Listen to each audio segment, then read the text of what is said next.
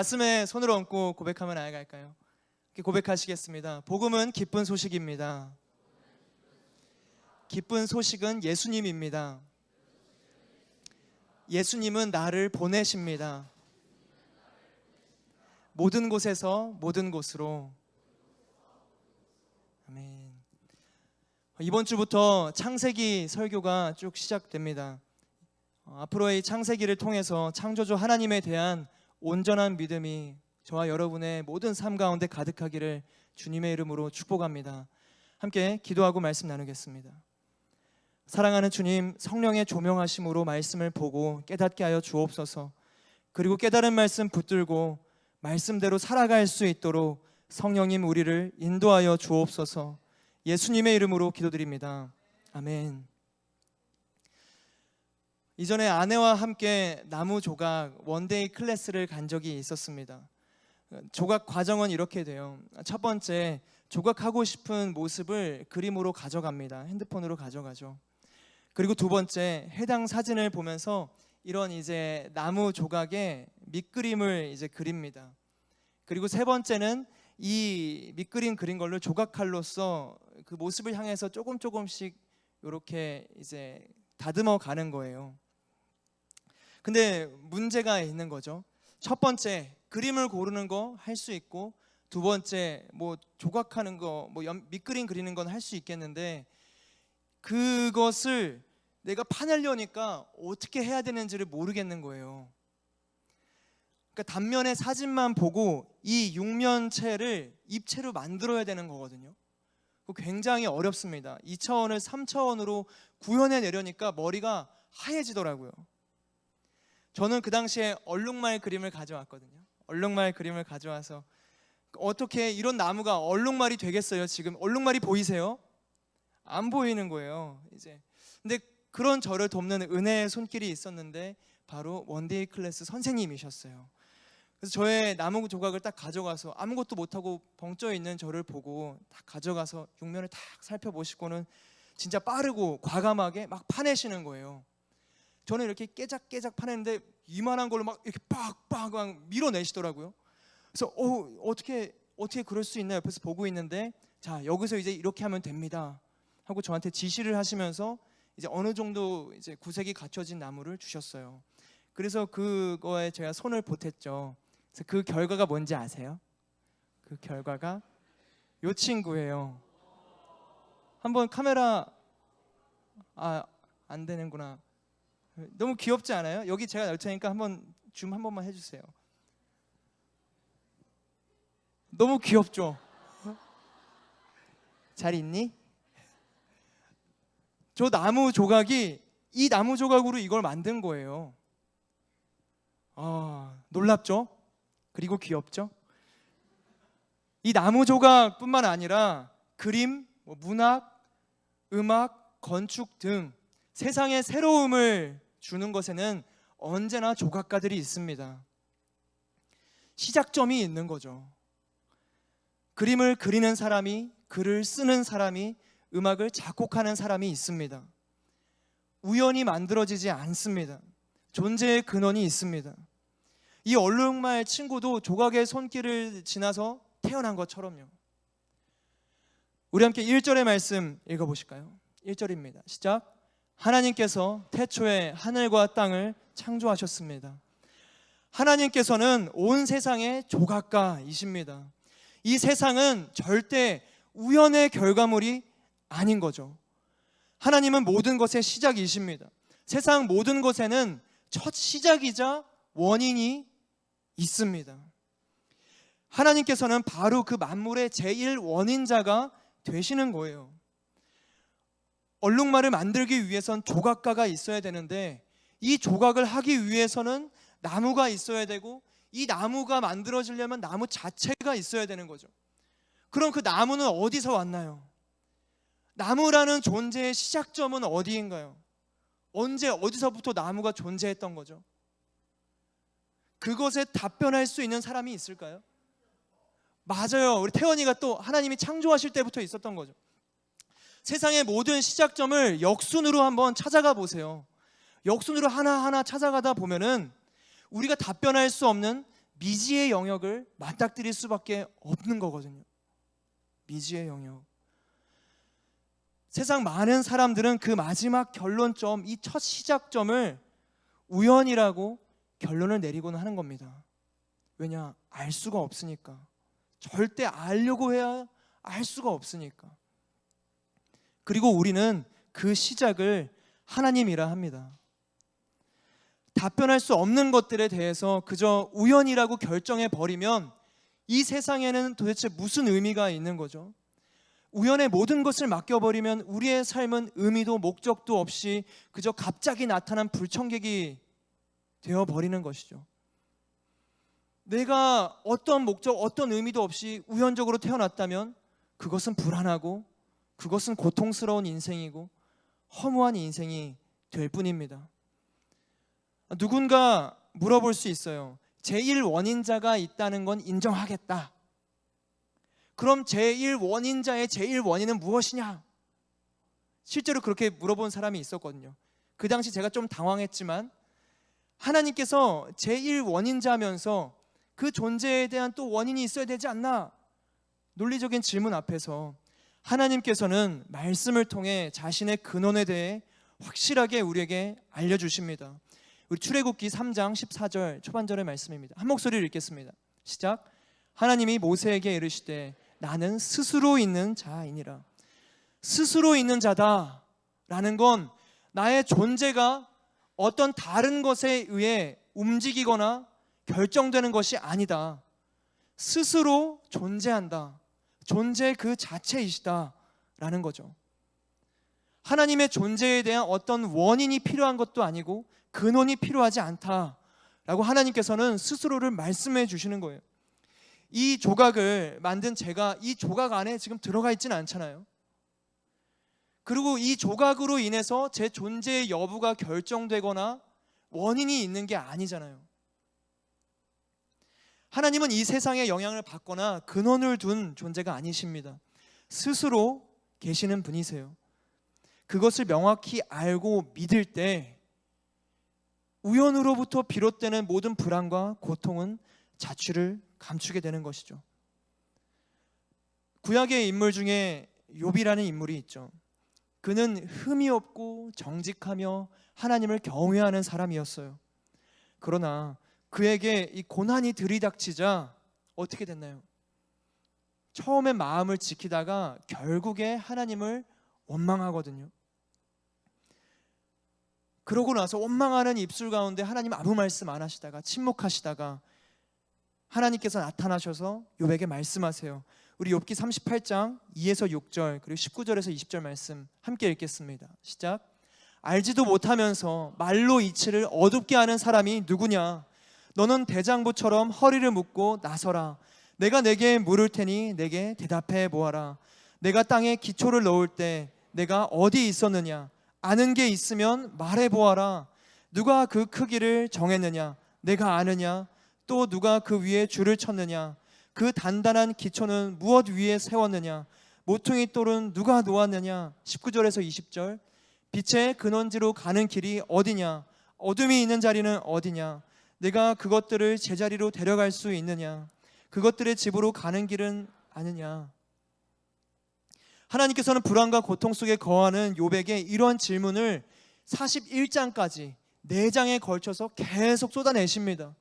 아마 하나님은 더 많은 질문들을 하실 수 있었겠죠. 4장 그 가득한 하나님의 질문 앞에 한마디도 대답할 수 있는 부분이 없어요. 너가 땅에 기초를 놓을 때 어디에 있었느냐? 대답할 수 있는 존재가 어디에 있겠어요? 욥은 이 질문 앞에 엎드려 회개합니다. 그러고 말하기를 내가 귀로만 들었으나 이제는 주를 봅니다. 고백하죠. 사랑하는 우리 하늘 여러분, 고통의 해답은 창조주 하나님을 온전히 바라보는 것에 있습니다. 불안의 해결책은 모든 세상을 지으신 하나님을 인정하는 것입니다. 하나님을 바라보고 하나님을 인정할 때 그때 내 안에 있는 영혼의 불안함, 침묵의 밤들이 낮을 맞이하게 될 줄로 믿습니다. 저와 여러분은 절대 우연의 산물이 아니죠. 분명한 하나님의 계획 가운데 창조된 하나님의 사람들인 줄로 믿습니다. 스스로 향해 축복하시겠어요? 하나님은 나를 창조하셨습니다. 하나님은 나를 창조하셨습니다. 하나님께서 제1원인자로서 태초 이전에 아무것도 존재하지 않았던 무의 상태에서 창조의 역사를 시작하셨습니다. 그럼 무엇을 창조하셨는가? 우리 1절의 말씀 다시 한번 읽어볼까요? 시작. 하나님께서 태초에 하늘과 땅을 창조하셨습니다. 하나님께서 하늘과 땅을 창조하셨습니다. 이 NIV 성경을 보면 하늘과 땅을 sky와 land가 아니라 heavens와 the earth로 번역합니다. heaven과 earth인 거죠. 이것이 창조 질서에 조금 더 가까운 의미입니다. 하나님께서 하늘과 땅을 창조하셨다라는 것은 보이지 않는 세계와 보이는 세계를 창조하셨다라는 것을 의미하는 거죠. 예수님께서 가르쳐 주신 주기도문에도 우리는 같은 맥락을 발견합니다. 뜻이 하늘에서 이루어진 것과 같이 땅에서도 이루어지리다. 이때 하늘과 땅이 실제와 하늘과 땅이 아니죠. 하늘은 초월적인 영역이며 땅은 이 실제의 영역입니다.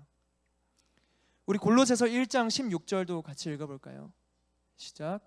이는 하늘과 땅에 있는 모든 것들 곧 보이는 것들과 보이지 않는 것들 보좌들과 주권들과 권력들과 권세들이 하나님의 아들 안에서 창조됐기 때문입니다. 아무리 아들에 인해 창조됐고 아들을 위해 창조됐습니다. 이 골로새서의 말씀에서도 동일하게 하늘과 땅에 있는 모든 것들 하면서 이어지는 곧 동격의 표현이죠. 곧 보이는 것들과 보이지 않는 것들 이 창조를 선포합니다. 결국 1장 1절에서 태초에 하나님이 천지와 하늘과 땅을 창조하셨다라는 것은 이 세상, 이 지구를 창조하셨음, 이 우주를 창조하셨음을 넘어서서 보이지 않는 모든 영역들까지 창조하셨다라는 것을 전하는 것이죠. 초월의 영역과 실제의 영역을 창조하신 하나님, 영적인 세계와 이 물질적인 세계를 창조하신 하나님, 하나님께서는 모든 것을 창조하셨습니다. 하나님이 창조하지 않으신 건 단 한 가지도 없습니다. 우리 이어지는 2절 말씀 함께 보실까요? 함께 읽겠습니다. 시작. 땅은 형태가 없고 비어 있었으며 어둠이 깊은 물 위에 있었고 하나님의 영은 수면 위에 움직이고 계셨습니다. 이 1절이 전 영역 모든 만물의 창조를 전했다면 이 2절부터는 땅에 대한 창조 과정을 서술하는 것이죠. 이 성경은 전체 창조를 먼저 전하고 2절부터 부분 창조에 대해서 전하는 겁니다. 2절부터 시작되는 이 땅에 대한 창조 기사는 3절로 이제 이어지면서 빛을 만드시고 공간을 구분하시고 이 땅에 생명을 만드시는 이 땅의 창조에 주목하고 있는 것이죠. 그래서 2절의 말씀을 보면은 그 땅에는 형태가 없었고, 그러니까 지금 이 땅이 아예 없었던 무의 상태라는 것을 하나님께서는 말씀하고 계시는 거죠. 그리고 이 창조의 역사를 이끌어 가시는 분이 삼위일체 하나님이심을 2절에서 선포합니다. 우리 2절의 말씀 다시 한번 보실까요? 제가 읽겠습니다. 2절의 말씀. 땅은 형태가 없고 비어 있었으며 어둠이 깊은 물 위에 있었고 하나님의 영은 수면 위에 움직이고 계셨습니다. 성령께서 창조 때부터 함께 하셨습니다. 그리고 이 창조의 역사는 성령뿐만 아니라 예수님도 함께 하셨던 삼위일체의 사역이었던 것이죠. 우리 요한복음 1장 1에서 3절의 말씀 같이 한 목소리로 읽겠습니다. 시작. 태초에 말씀이 계셨습니다. 그 말씀은 하나님과 함께 계셨고 그 말씀은 하나님이셨습니다. 그분은 태초에 하나님과 함께 계셨습니다. 모든 것이 그분을 통해 지음 받았으며 그분 없이 된 것은 아무것도 없었습니다. 태초에 말씀이 있었고 그 말씀은 하나님과 함께 계셨고 모든 것이 그분을 통해 지음 받았다. 말씀으로 창조되었다. 그리고 이 태초에 계셨던 말씀이 요한복음의 말씀 뒤에서 보면 결국 육신이 되어서 우리 가운데 오셨죠. 예수 그리스도. 하나님께서는 말씀으로 세상을 창조하셨고 그 말씀이 곧 하나님이신데 하나님이 곧 예수님이셨어요. 이전에 읽었던 골로새서 1장 16절에서도 만물이 아들로 인해 창조됐고 아들을 위해 창조되었습니다. 그러니까 예수님과 하나님 그리고 수면 위에 운행하시는 성령님, 이 삼위일체의 하나님께서 창조 때부터 창조의 영으로 창조의 역사로 함께 하셨습니다. 삼위일체의 하나님은 태초부터 영원까지 우리를 다스리시는 분이십니다. 그래서 우리가 지난주에 나눴던 것처럼 성령에 의한 올바른 이해, 삼위일체의 한 분으로서 성령 하나님을 따르는 우리의 신앙, 그렇게 예수 그리스도를 바라보고 하나님께 가는 우리의 이 신앙의 여정은 어느 하나도 소홀히 해서는 안 되는 창조 역사 중의 일부라는 것이죠. 그러면 또 이어서 이런 질문을 할 수 있는 것 같아요. 그럼 삼위일체 하나님께서 왜 창조를 하셨을까? 이미 하나님께서는 삼위일체의 존재로 공동체를 이루시며 외롭지 않고 완전히 계시는 분이신데 굳이 수고스럽게 왜 창조를 하셔야만 했을까? 왜 하셨을까? 우리의 답은 이사야 43장 21절에서 찾을 수 있습니다. 함께 읽겠습니다. 이 백성은 내가 나를 위하여 지었나니 나를 찬송하게 하려 함이니라. 하나님께서는 하나님을 위해서 우리를 지으셨어요. 우리는 하나님을 찬송하기 위해서 지음받은 존재입니다.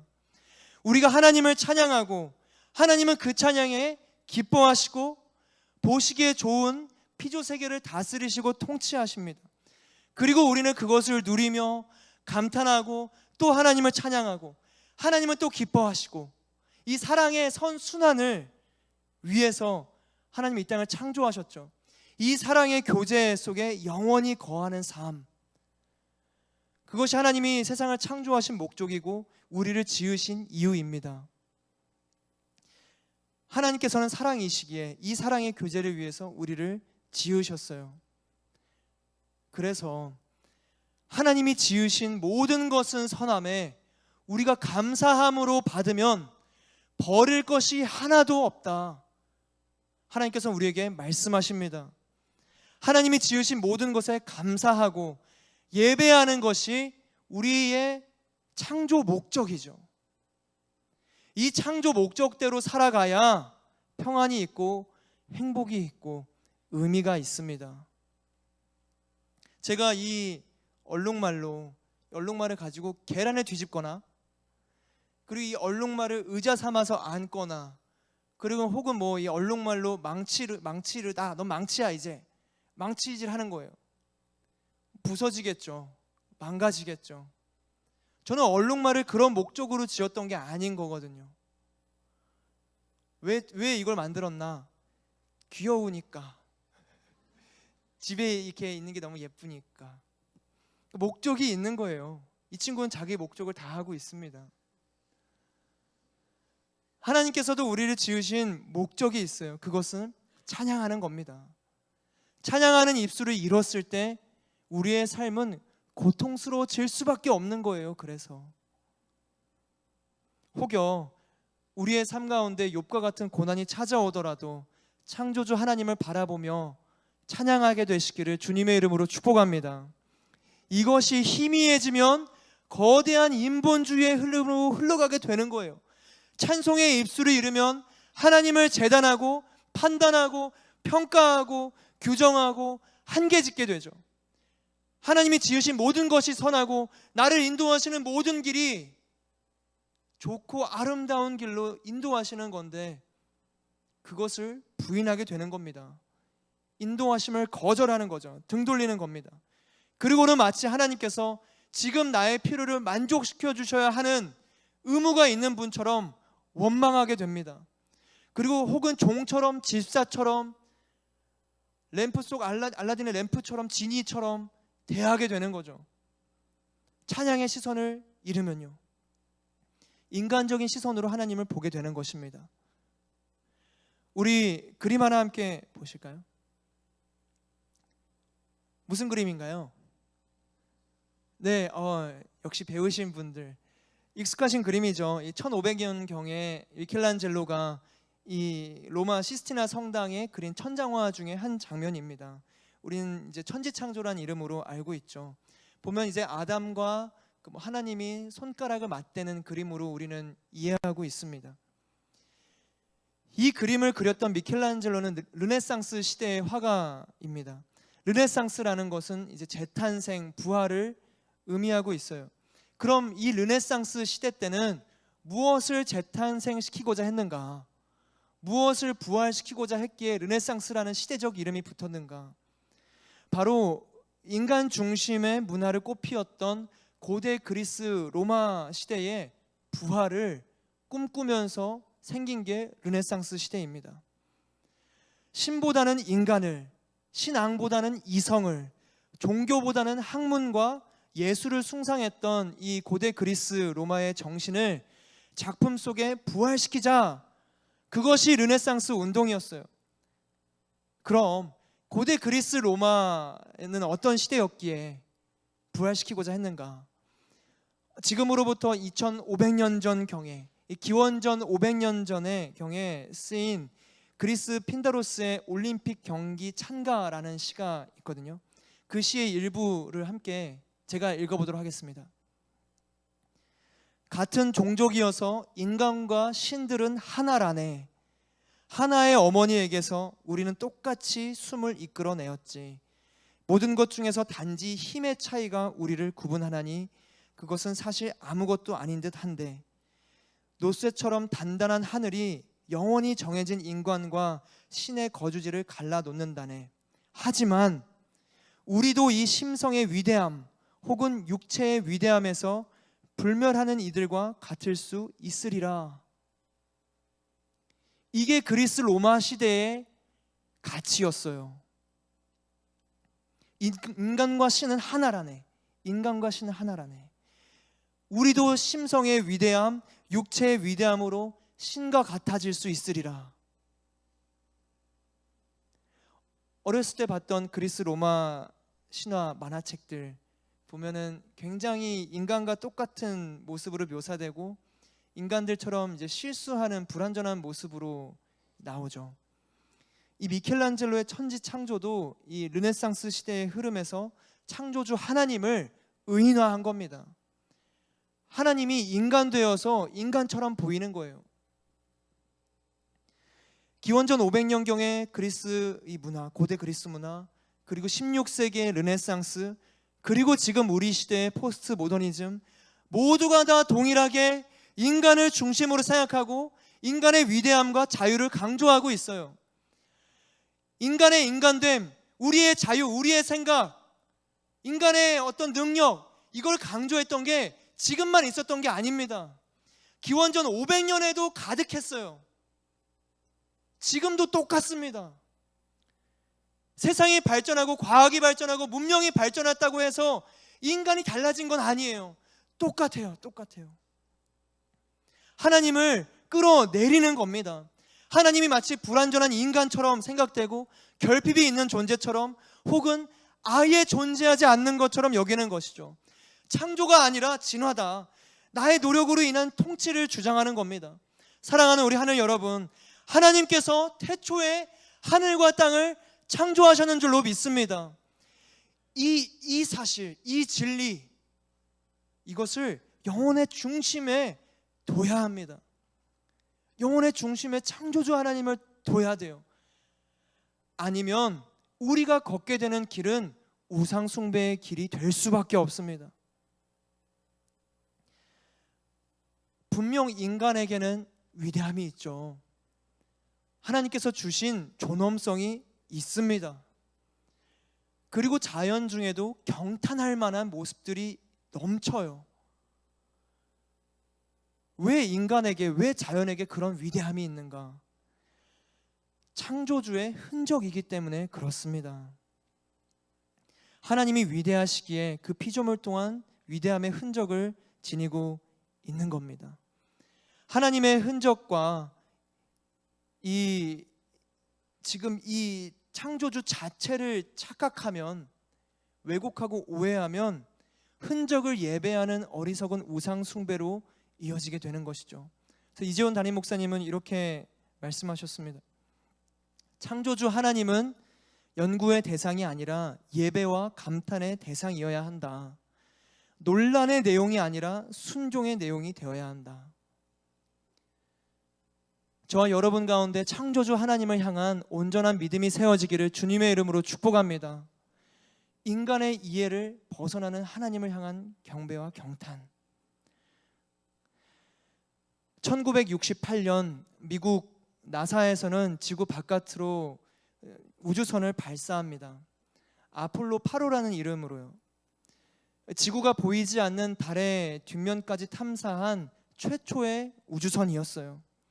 그 안에는 3명의 우주 비행사들이 있었고 그들은 성공적으로 달 뒷면까지 도착하며 지구로 교신 메시지를 보냅니다. 그 교신 메시지를 보낼 때가 1968년 12월 24일 크리스마스 전, 크리스마스 이브였거든요. 우리 함께 준비된 영상 보시겠습니다.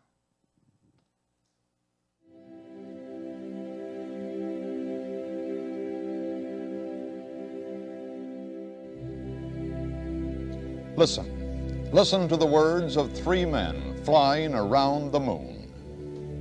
We are now approaching lunar sunrise, and for all the people back on Earth, the crew of Apollo 8 has a message that we would like to send to you. In the beginning, God created the heaven and the earth, and the earth was without form and void, and darkness was upon the face of the deep. And the Spirit of God moved upon the face of the waters. And God said, "Let there be light." And there was light. And God saw the light, that it was good. And from the crew of Apollo 8, we close with good night, good luck, a Merry Christmas, and God bless all of you on the good earth.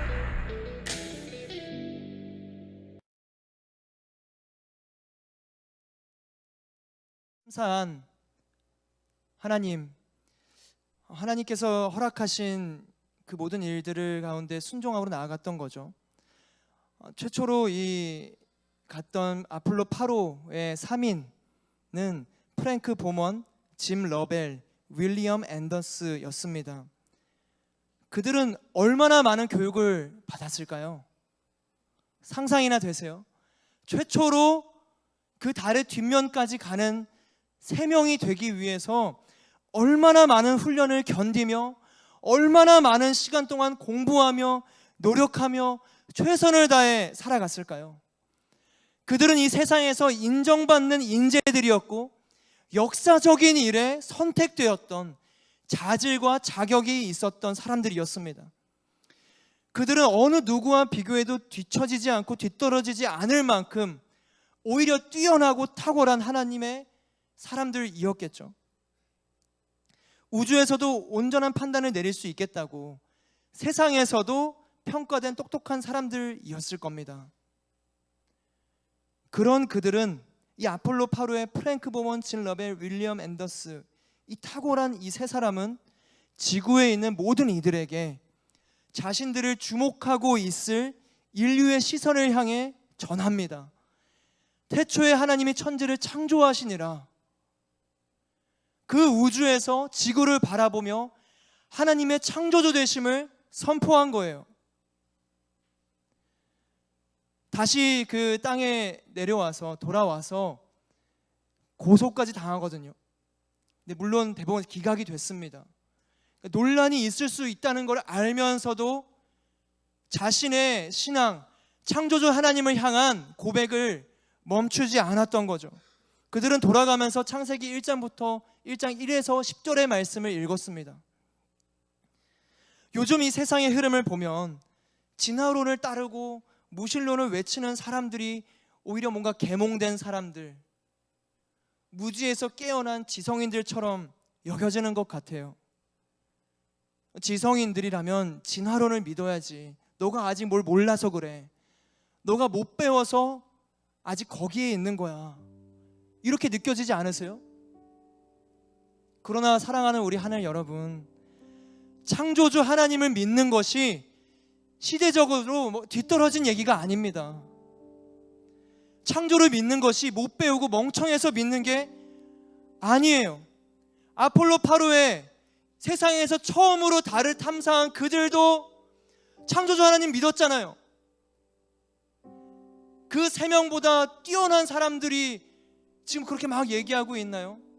우리 주변에서 그 사람들보다 더 훈련하고 더 공부하고 더 노력했던 그런 사람들이 있나요? 아직 우리 나이 때는 없을 수 있어요. 그런 사람들조차 창조주 하나님을 믿었거든요.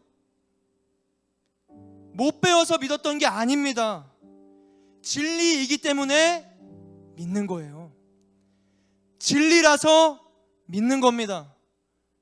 진리는 시대를 따라 움직이는 것이 아닙니다. 진리는 진리죠. 진리는 진리입니다.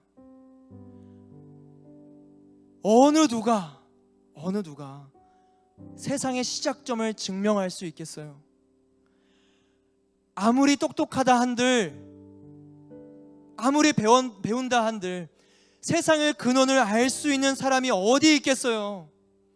누가 하나님께서 욥에게 물어보신 질문들에 대답할 수 있겠어요? 너가 땅에 기초를 놓을 때 어디에 있었느냐? 빛의 근원지를 가는 거는 어디냐? 아무도 대답할 수 없죠. 이 질문에 대답하기 위해서 연구하고 파악하고 증명하려고 하는 시도 자체가 어리석은 겁니다. 그게 진짜 어리석은 거예요. 이미 알려주셨는데 1 더하기 1은 2다 말씀해 주셨는데 1 더하기 1이 3이지 않을까, 4이지 않을까, 5이지 않을까, 다른 정답들을 막 쳐다보니까 헷갈리고 힘들고 고통스럽고 허무하고 의미가 없죠. 1 더하기는 2다 하면 2구나. 그 계산으로부터 비롯돼야 2 더하기 2가 4가 되고 4 더하기 4가 8이 되고 인생이 진행되고 삶이 앞으로 가고 하나님의 거룩한 뜻이 더 발견되고 하나님께 더 쓰임받는 거지. 1 더하기 1이 3이다. 왜 3인지 말도 안 되는 걸 증명하려 되니까 길을 잇는 거예요. 하나님은 창조주 되십니다. 하나님은 창조주세요. 우리가 할 수 있는 반응은 예배하고 엎드리고 찬송하는 것밖에 없습니다. 창조를 이해하려는 건 인간과 신은 하나라고 외치는 고대 그리스 로마의 외침이에요. 하나님을 인간처럼 이해하려는 더 미련한 시도입니다. 우리 마지막으로 우리의 믿음을 담아 오늘의 말씀 다시 한번 읽어보도록 하겠습니다. 창세기 1장 1에서 2절 말씀 함께 읽겠습니다. 시작. 하나님께서 태초에 하늘과 땅을 창조하셨습니다. 그 땅은 형태가 없고 비어 있었으며 어둠이 깊은 물 위에 있었고 하나님의 영은 수면 위에 움직이고 계셨습니다. 1절의 말씀 다시 읽어보실까요? 1절의 말씀 시작. 하나님께서 태초에 하늘과 땅을 창조하셨습니다. 다시 한번 읽겠습니다. 하나님께서 태초에 하늘과 땅을 창조하셨습니다. 한 번 더 읽어볼까요? 외운다는 마음으로 시작. 하나님께서 태초에 하늘과 땅을 창조하셨습니다. 눈을 감고 가슴에 손을 얹고 다시 한번 이 고백하겠습니다. 하나님께서 태초에 하늘과 땅을 창조하셨습니다. 다시 한번 하겠습니다. 하나님께서 태초에 하늘과 땅을 창조하셨습니다. 할렐루야. 이것이 믿어질 때, 그렇구나 지식이 아니라 믿어질 때 우리의 삶은 달라질 줄로 믿습니다. 우리의 삶은 새로워질 줄로 믿습니다. 하나님은 모든 것의 시작이 되시며 궁극의 날 모든 것의 마지막이 되시는 분이십니다. 처음과 나중, 알파와 오메가, 시작과 끝, 모든 것이 창조주 하나님께 있습니다. 하나님께서는 전도서를 통해 우리에게 이렇게 말씀하시죠. 너는 청년의 때에 너의 창조주를 기억하라. 곧 곤고한 날이 이르기 전에, 나는 아무 낙이 없다고 할 해들이 가깝기 전에, 해와 빛과 달과 별들이 어둡기 전에, 비 뒤에 구름이 다시 일어나기 전에 그리하라. 사랑하는 우리 하늘 여러분, 창조주를 기억하십시오.